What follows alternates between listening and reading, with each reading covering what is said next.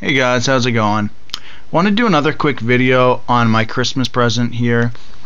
This was the only thing I really asked for. I'm not somebody who gets a lot of stuff for Christmas, so this is actually, I got some other small things, but this is what I asked for from my wife. I got her a Kindle Fire, and we couldn't really get it right at Christmas, so we got it the week after. We ordered it from Island Watch or Long Island Watch. That's on the internet, and it was shipped literally within just a couple days.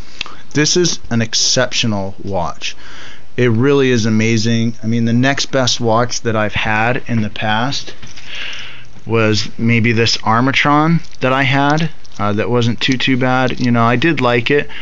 It does have like solid end links, but it's like an $80 watch, but it's just, as you can see, it's just nowhere near the kind of quality that the Monster is. Now, one of the issues I had in ordering the Monster is I was really worried that it was going to be too big. I didn't know what to expect with size. I'm not someone who usually wears a really large watch, so I was a little nervous that it wasn't going to end up being the right size for me, and that it would just be one of those kind of big, ridiculously large watches. And it really didn't turn out to be that way. As you can see, I'm having a hard time one-handed getting that bezel to line up. We'll give it one more try here. The bezel on it is awesome. I've never felt a watch before with the kind of fit and finish that this has. I'm really, there we go, I'm really a knife guy. I love knives, and part of that is, I'd gone to college some for engineering. I have kind of the type of mind that really enjoys engineering things, and so it really gives me a good appreciation for fit and finish and just quality engineering. And this watch has it, like the kind of knives that I like Spyderco's and like my Strider, where it's just, things are just made really rugged and really precise, and I really love that about this watch. It's a pretty watch. It's a nice looking watch. It's more utilitarian, I believe. I do like that about it. So it's not all style. It's more, as you see the markers, I kind of wondered how those would look in person.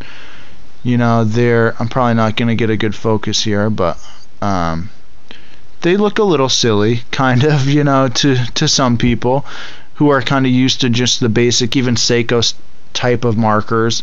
I got my wife a Seiko 5 back for her birthday, I believe, last year, and it just has the little stainless steel markers that look really nice, but and it has the LumiBrite on hers, but it just doesn't last as long as this with those huge lumps of LumiBrite on there. Now, I have a type of like Super Luminova that I actually had taken this watch apart myself and put on, and it's kind of a bluish color, as well as this bend wrist that I had, and I put it on there myself. It really glows a beautiful blue. I'll kind of show you here, and it really is kind of close to what a Super Luminova is. It glows for a long time. And so I really did love that blue. The Monster is definitely more of a green type of a light, but I wondered if it would hold up to what that Super Luminova does, or Nocta Luminova, or whatever it's called, but it really does. So we'll give it a quick shot here. I'm actually going to have my daughter kill the lights here in just a minute, and we'll see. I haven't tried this, so I have no idea how it's going to look on camera, but we'll just give them all a shot here and see how they glow for a minute. So go ahead, Michaela. Oh, cool. There we go. So as you can see, the other two watches are actually quite bright. So it's kind of funny that they look so dull, but it's just because that Seiko is so bright. So my phone must be adjusting for that brightness. As you can see, the others, I mean, despite the fact the others have a glow that lasts literally all night, I can wake up in the morning, even, and if I stick my hand and my head under my covers, I can actually see them still glowing. But you can see just how much brighter that that Seiko is. Sorry for all the shaking, but I'm trying to hold just my little camera. So I'm sure if I kind of black that out, you can see this is glowing pretty good. So compared to like even I have a tritium watch, you know, these are glowing significantly brighter than my tritium does. But it's just that Seiko is so bright that it really is whitening them out. And it's not even pitch black in here. I know it's showing up like it is, but there's actually light in my room here that you're not going to see, I guess. But and they're still glowing that bright. So it's really quite impressive. You know, that initial amazing burst of glow isn't going to last for the longest amount of time. It's really about a minute that really bright burst is going to last, but then it keeps, as with the others here, they keep this kind of glow for a very, very long time. I mean, throughout the night they'll glow like this. So, and as you can see, I mean, that's definitely a good glow that you can see in any type of light.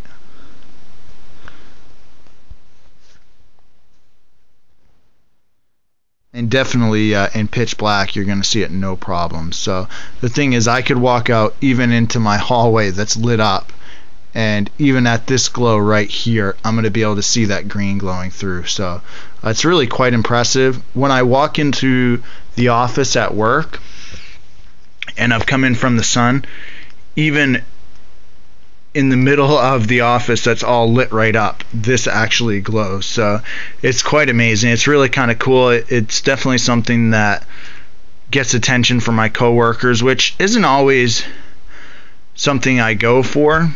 I'm not really a flashy kind of guy, so that, like I said, that was one of my worries, that it was going to be a big flashy watch, but it really isn't, and it's kind of shrunk my other watches. So, can you turn the light on, Michaela? It really has. So, you know, to where, as you can see, that Seiko's still glowing. You know, the other ones still are a little bit, but that one is just, even in the bright light, it still is glowing. So it really has made it so these feel like small watches, which is pretty cool. It really isn't that bad though. So let me actually give you a quick shot on my wrist. You know, I'm sure most of you know the specs and stuff on this watch. It is a 200-meter diver. I didn't buy it for that. You know, I swim, I dive a little bit to the bottom of the lake where we live. That's maybe 15 feet or so, but I'm not a big diver or anything, so that's really not why I bought it. I bought it just to have a nice, solid, rugged watch, and something that would last me a long time. That's kind of something I go for with my knives, my guns, my everything I own. You know, my car.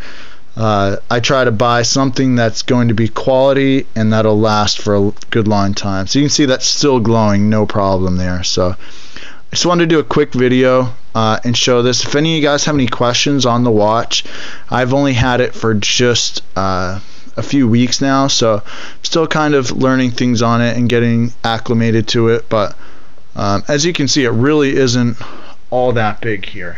It's kind of getting obscured by my shirt, but it's really just kind of a normal sized watch. I'm not a big guy at all. I'm 5'9", 180 pounds, so it really isn't that big of a watch on me. So it's definitely something that any of you should look into. For the price of about $200 with shipping, I can't imagine you're going to find a better watch for that price.